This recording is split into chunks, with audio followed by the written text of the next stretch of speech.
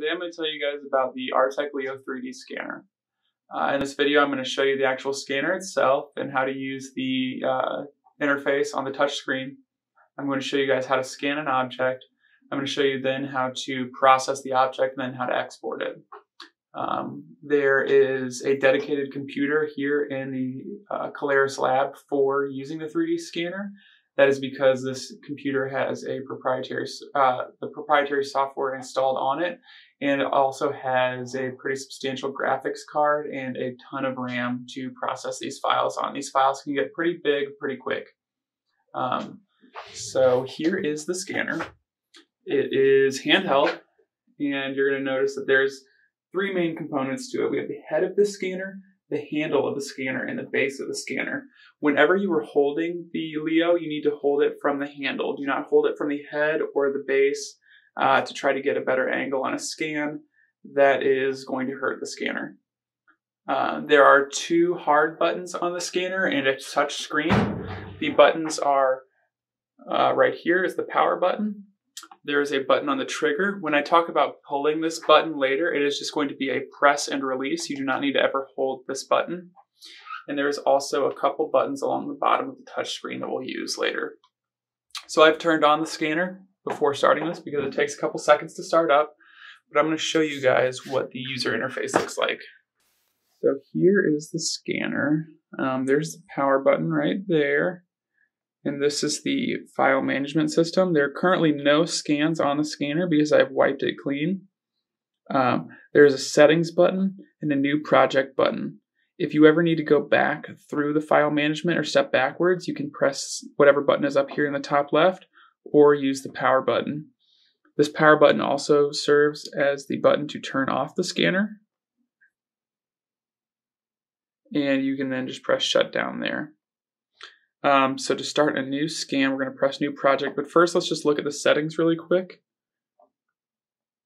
There's a bunch of stuff in here, none of which you really should have to change, but it is there for you if you need to tailor your scanning experience a little bit to whatever it is that you're doing. Cool, so we're going to press back, and then when we're ready to start a new project, we'll press that button. But let's talk real quick about what makes a good scan or a good object to scan. There's a few things that don't scan well. Anything that is completely black, or anything that is shiny, or anything that is transparent, or anything that is hairy. We're talking about like real hair, or if you got a beard, not like arm hair, because I can still see, the greater mass of the object here. In terms of black shiny things, it might struggle a little bit with these headphones that are a little bit matte. It's really going to struggle with the shiny 3M logo right there. It will probably not even pick that up. There are ways around that if you do need to scan something like that. For instance, adding Tinactin foot spray is a good way to sort of create a matte surface for your scanning object, if that's something that you really need to get the object. For our demonstration though, I'm going to scan this stool. This stool is sort of one homogeneous color, and from the different three angles, it's more or less the same object. It's not totally exact, but there's a possibility that I might have issues registering the scans. That means that I'm going to scan it once in this position, and then once in this position, so I can have a total object in the round. In order to get the scans to register, I'm going to use what are called registration marks, and that is these little pieces of blue tape with X's that I've put on here. This can be blue tape with any sort of shape on it. I use blue tape because it will not leave a sticky residue, and X's just because that's what I drew. So when I start to scan this, I'm going to scan it in this orientation, and I'm going to start with my scanner over the top of the object. I'm going to scan down, and then I'm going to move over, and I'm going to scan up again, and just sort of moving up and over as I walk around the object. you cannot move the object to scan around it. You need to physically move around the object itself. As you're scanning, the scanner has a couple of sensors in it, which will let us know where the object is in space. So that means that I can turn the scanner on its side or upside down if I need to get underneath an object, which is really handy for getting the underside of the stool. Also, this screen has the ability to sort of tilt out. That way I can see exactly what it is that I'm doing at any given point in time. Now I'm going to scan the stool, and you guys are going to see on the screen what it is that I'm doing. So I've tapped the trigger once to open up a new project, and you can see the stool here. You can see that we are only scanning in the middle third of the screen. That is the only place where the scanner collects data. It'll show you things on both right and left third of the screen, but that is only what will already have been scanned. So my overlay is set to quality. Once I have an object turn green, you're going to see that I have enough data. So I'm going to pull the trigger and let go of it. And I'm going to start scanning the object.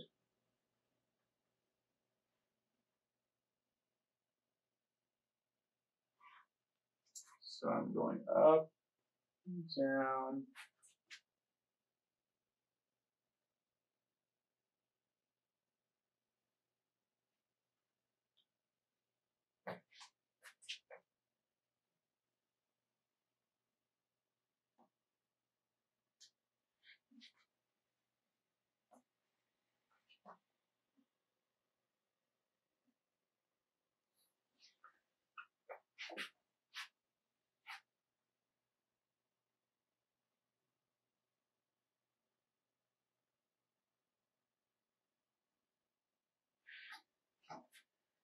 And if at any point in time it loses tracking, it'll tell me to move closer to the object. Moving closer to the object is the default message for you're too close or you're too far away. So if it says move closer to the object, sometimes you need to move closer, but sometimes you need to get closer or get farther away. And then if you see this screen and it looks like you're starting a new scan and it says ready to scan, you're going to need to pull the trigger again. And so my stool is all pretty much green, except for just the very bottom, which I really can't get right now. So I'm going to pull the trigger, take a seat on it real quick, and I'm going to show you here. You can see on the screen that our stool looks pretty good. There's only a little bit of red marks, but we'll get that when we flip it over. And so what I'm going to do on the scanner is I'm going to press the power button to step back one frame. I'm still in the project folder, and I'm going to hit Add Scan. This means that I can change the orientation of my object in the same scanning folder, but it won't be searching for the same exact position. So I'm going to do the same thing.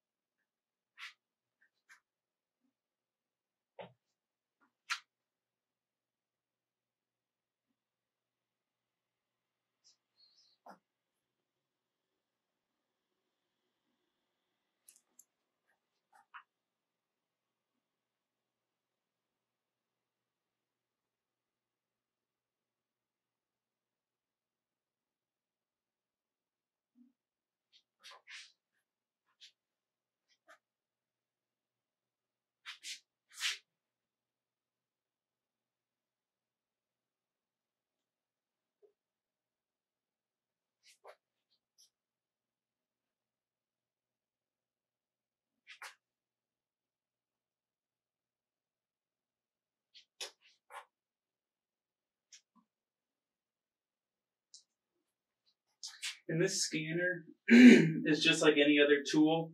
It's going to take a lot of time to get good at scanning an object. So don't expect to necessarily nail it on the first time.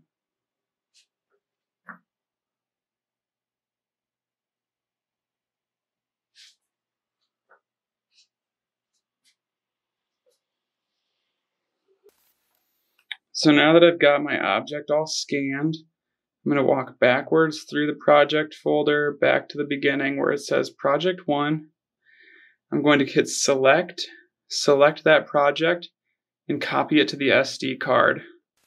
Now, if you were using the Leo's HD scanning function, you would need to actually wire the scanner into the computer through the Ethernet port over here, because that's a lot more data. The HD scanning function is when you're scanning things that are hard to scan, like black shiny objects, hair, or transparent objects.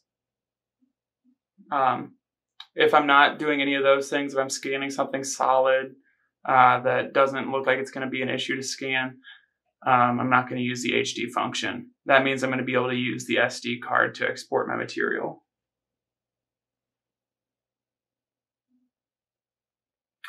So once everything's on the SD card, I'm going to reach under here, pop out the SD card, and plug it into our SD card reader. So here's my project. On the desktop. On the memory card. I'm going to drag and drop it to the desktop because you never want to work directly from a memory card. And then I'm going to open up Artec Studio 15 Professional.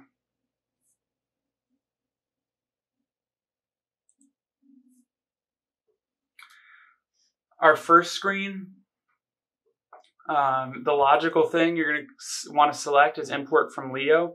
That's not the case right now. That's if you're actually hardwiring the Leo to the computer. We have it on a memory card, so or on the desktop now actually. So we're going to click out of that, go to File, Import Leo Project, and we're going to import Project 1. All right, so here's my scan. Your project might come in looking like this, and you won't be able to see the scans necessarily. All you need to do is click on this little icon over here to pop out this browser. So I'm going to do a few things here. I want to remove the extraneous data here. So I'm going to open up the editor, and I'm going to close out of one of the scans and just look at scan group 1, which is the upright angle of the scan. I'm going to hit the eraser tool, and I want to remove this base here, or the floor. So I'm going to select the base selection tool. In the Artec Studio, you can orbit by left mouse button, and you can pan with the middle scroll wheel pressed down, and then using the scroll wheel, you can zoom in and out. So if my instinct is to left mouse button to try to select the base, that's not going to work. So I need to look down here in the left-hand corner, left bottom corner, where it says Control left mouse button indicates the base. So I'm going to press and hold Control, click on the base, let it think, and then erase that base. Next, I'm going to go through and do the same thing with this base. Select it, let Artec Studio think a little bit, and then erase. Perfect. This looks like a decent scan. We might be missing a little bit of data there, but we'll see if we can interpolate that. So the next thing is to highlight all the scans, and I'm going to come over here to the Align tool. And the reason we added these little tabs on here is because I want to be able to use the Enable Texture Alignment. That means that with all these selected, it's going to use the textures as well to align all of these scans.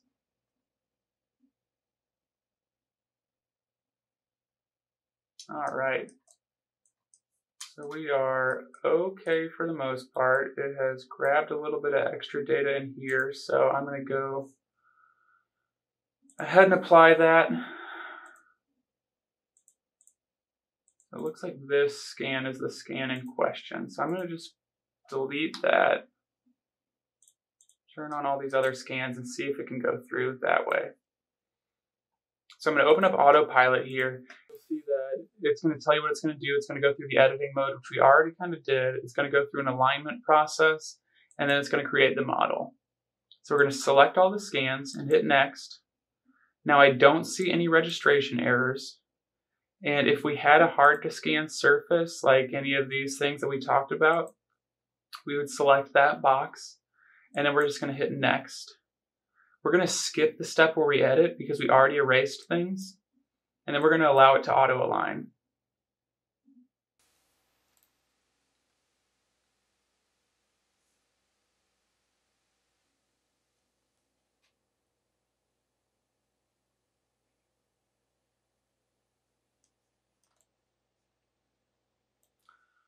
Now we're just letting the computer do all the work. It's going to globally register our objects, and then it's going to remove this outlier removal is going to remove anything that's like not within the scan's bounds. And then it's going to fuse all of our scans together. And then it's going to go through what's called a small object filter, which will get sort of these weird particles that are out in space and eliminate those. And then it's going to go through a mesh simplification process. Our mesh, as it stands right now, is 1.5 million polygons just in one of our scans. So these meshes can get enormous very fast.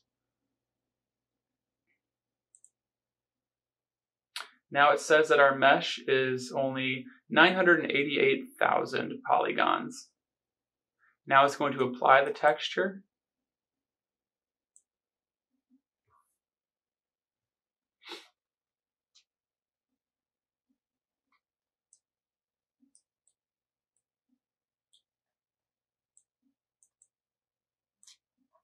If at any point in time you feel like you're not orbiting in the correct location, you can double click on any space and it'll pop up with a pink dot, and that will be your orbit location.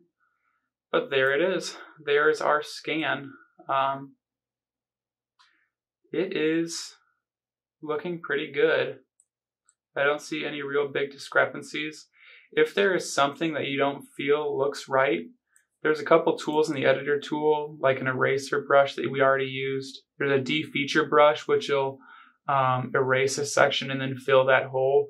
And there's also a smoothing brush. I encourage you to play around with those tools if you think you might need one for any part of your model. So then, once we have this, we can select the Sharp Fusion. You can look down here at the polygon size where it's 988 polygons. 988,000 polygons. If you go to Tools, there is a Mesh Simplification and a Fast Mesh Simplification. I think the Fast Mesh Simplification is the best tool here for this. And you can take your model down.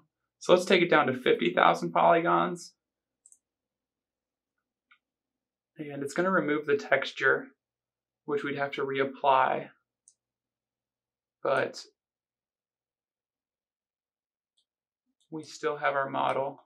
And so this model is now a fraction of what it was. It doesn't appear to have lost any of its contours. And so this is something that I would mess around with, especially if you're going to be importing these meshes into something like Rhino, or really any other program for that matter. This Artec Studio does a really good job of handling high polygon meshes without freezing up. Rhino will shut down pretty quickly if your mesh is too big.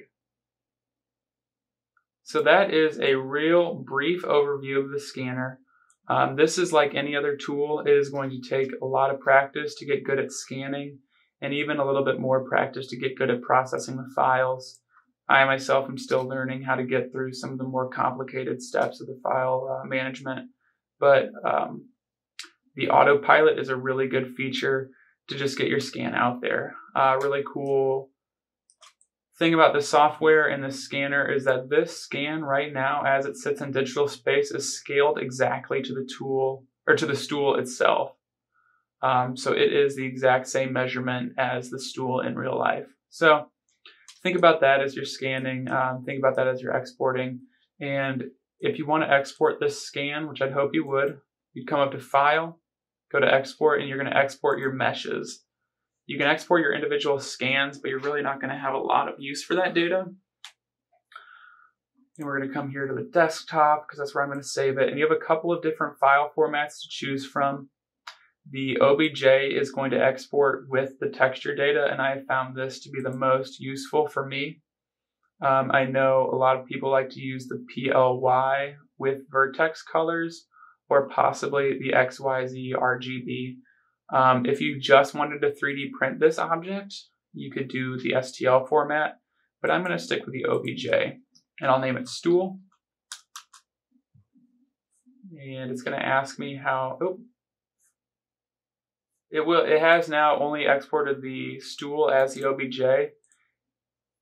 But remember how I simplified the textures, or simplified the mesh, so I need to reapply the texture. So I'm going to click on this texture tab, select the texture source to be all of my scans, change up the resolution because I really don't need it to be, 4K resolution or whatever.